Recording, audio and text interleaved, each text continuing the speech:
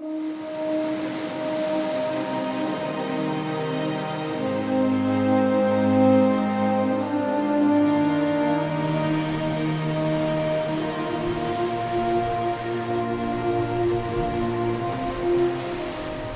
the sea, the smell of sea salt carried by the northeast wind, listening to the voices of time, reviving the old heroes of the sea, enjoying nature and the marine heritage. Os Camiños do Mar, the Sea Paths, is a project promoted by Ponteceso Town Council, the Galician Regional Government and the European Union. It travels the traces left on the territory by the passing of time, the wisdom of the people of the sea, and the striking explosion of nature that awaits us in many corners of this town on the Costa da Morte. To discover the treasures of Ponteceso, we recommend you follow the hiking routes, like the one that links the municipal capital with the seaside town of Corme, walking along the banks of the Anjons estuary and along the marine coastline. Thanks to the signposting and the information that you will find along the way, you will not miss a thing about a territory that holds stories of illustrious seamen, discoverers of islands, sailors, musicians, poets, miners, entrepreneurs, and brave barnacle collectors. We take the first steps on a crossroads. We are in Ponteceso, the municipal capital. Here, alongside the river Anjons, Eduardo Pondal was born, the great Galician poet of the literary movement known as Rexurdimento, and the author of the lyrics to the hymn of Galicia. His brother, Cesario Pondal, was a key man in the territory's development. Here, next to the family home, he built a port which was used by the sailing ships that sailed up the mouth of the Anjons, in the Corme and Lache estuary. Until the middle of the last century, Ponteceso was the port of arrival of small cabotage boats that brought goods and left this point on land full of cereals, wood or minerals, among other goods. Y empezó como salida principal el trigo, pero bueno, pues salía el trigo, salía el centeno, salían las alubias, salían todos los productos de Bergantiños fundamentalmente, ¿no? Pero no la madera, porque no había madera en cantidad. Pero él trabajaba con madera que la traía de fuera. Es curioso porque la traía hasta de Riga, allá de Rusia. Y en cambio lo que traía fundamentalmente de América para aquí, ¿sabes lo que era? El cuero. Importaba muchísimo cuero de Buenos Aires y también trabajaba con el Cabo, con la ciudad del Cabo.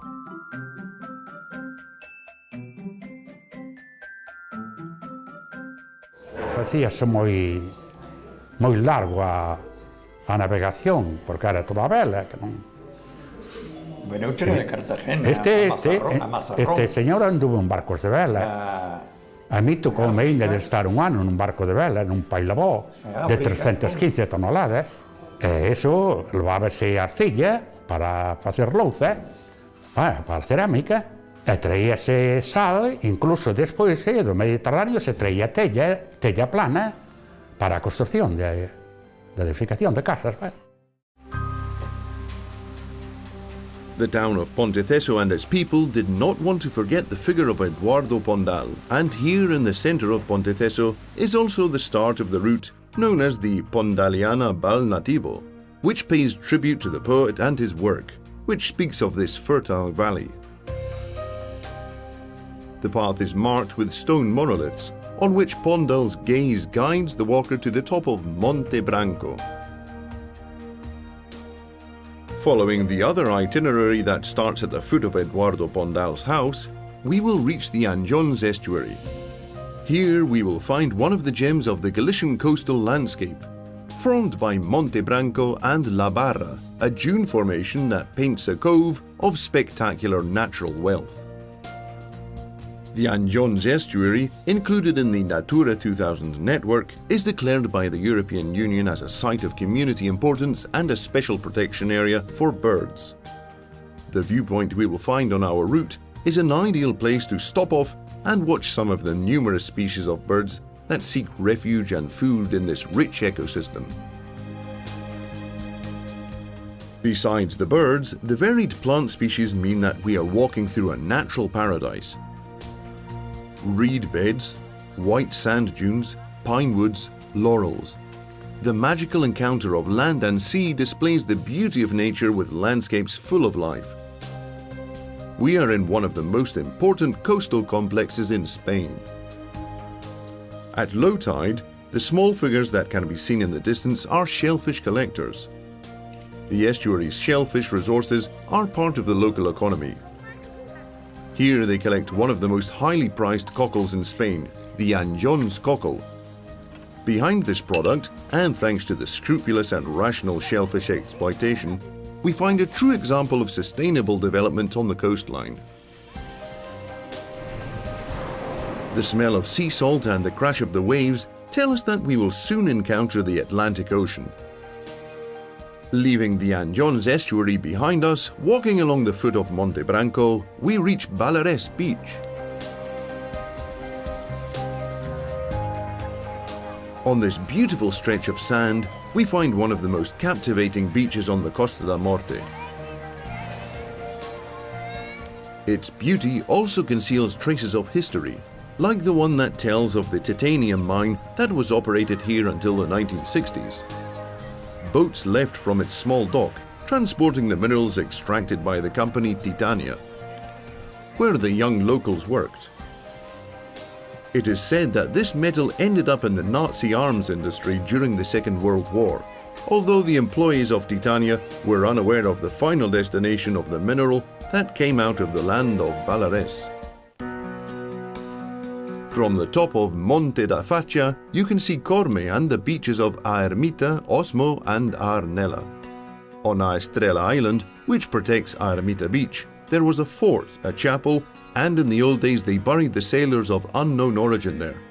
Today, the silhouette of the mythical island watches over the cove with the port of Corme and the sound of the sea holding in its depths eternal stories of sailors, storms, and shipwrecks. We will now walk down the valley of Gondomil, which still contains examples of traditional architecture in houses and hórreos or granaries. Here you will also find the enigmatic Pedra da Serpe, a pagan symbol in the shape of a cross with a winged snake engraved on its base. We are reaching the end of the route. Corme, a seaside town with a great tradition in the merchant navy and in cabotage fishing, is well worth a visit to discover its narrow streets and its history of illustrious characters. Admiral Francisco Mouretti de la Rua, who discovered various Pacific islands, the oceanographer and writer José María Mosqueira Manso, and other hundreds of sailors who helped to form and give a voice to the local history. Corme no se entendería nunca sin o mar. O mar para Corme foi fundamental. Reconocidos desde o ano 1890 hasta ahora, a máis de 150 personas que morreron de Corme no mar. Hubo meses que morreron hasta 14. En dous barcos mercantes, petaches que echaban daquela, morreron no mismo mes. Entonces non se entendería Corme sin o mar. Eu nunca tuve horas no mar, eu sempre me tocaron todas. Sin acostarme 4 días. E decimos que es duro, la mina será dura. Pero a mí me buscaron a las 12 de la noche en el cine para salir a la mar con un temporal en tiempo de invierno a 200 millas buscar un mercante con el remolcador. Fíjate, es duro. Sin saber dónde está el mercante. Y hay que encontrarlo. El miedo está encima de uno. Corres o peligro de que te leve o mar, corres o peligro de resbalar, corres o peligro de caer e levar un golpe contra as pedras. E, de feito, durante a historia da extracción do percebe, centos de personas deixaron a súa vida aí, non? Casi todos os anos temos a desgracia de que un conocido morra, non? Apañando o percebe.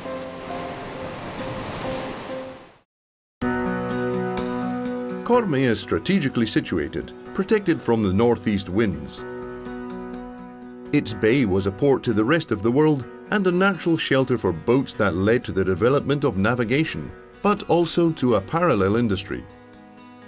The exportation of wood, riverside carpenters' workshops, sardine salting factories, and eel drying places worked alongside a large fleet of merchant ships, sloops, pataches, and even schooners.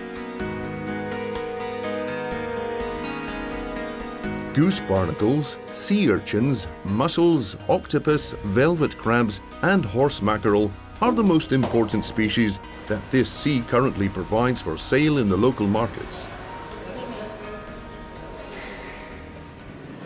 But beyond the fishing tradition, chance brought the Torre Pujales Foundation and its Costa da Morte Contemporary Art Museum to the town, which is home to works of all artistic disciplines by artists of renowned prestige.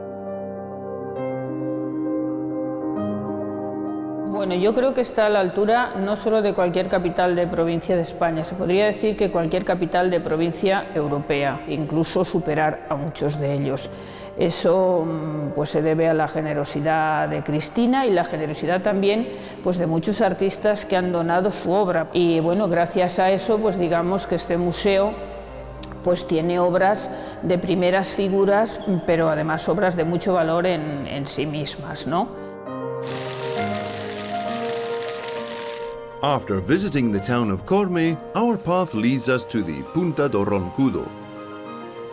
Before enjoying an unforgettable sunset, we must visit the place where they do the best goose barnacles in the world, which are honoured every July with one of the most famous gastronomic festivities in Galicia.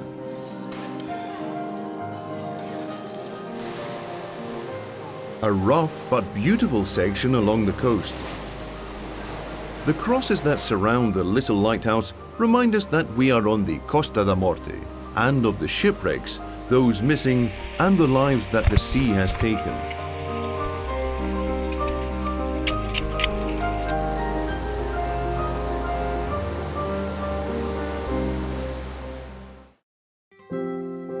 Back in Corme, we continue to explore the Ponteceso coastline northwards to reach the quiet bay of Abarda. In the Santa Marinha Cove, they still use the fishermen's huts, and from its small port you can see the Niñons beach directly opposite, where the sea forms a kind of lake. Our last stop will be 231 meters above sea level, on Monte Faro. Its name, Mount Lighthouse, tells us of its function as an old torch to guide the ships. Years ago, when there were only sailing ships, the sailors' wives would come here to complete the Birarateya ritual in the chapel of Nuestra Señora do Faro. The request was made to ensure the wind and rain would stop and the men would reach the port safe and sound. The Virgin, to whom a procession is devoted on the 8th of September, is still the patron of local sailors. The devotion also led an emigrant to order the construction here in 1959 of a monument to the Sacred Heart of Jesus. A 39-meter tower from which you can see amazing views of the coast, accessible to anyone who does not suffer from vertigo and is capable of climbing up the 133 steps to the top. This is also a perfect place to finish our journey along this coastline and the fertile valley. Looking back to see the steps we have taken and to join the memories that the paths along the seashore have left us.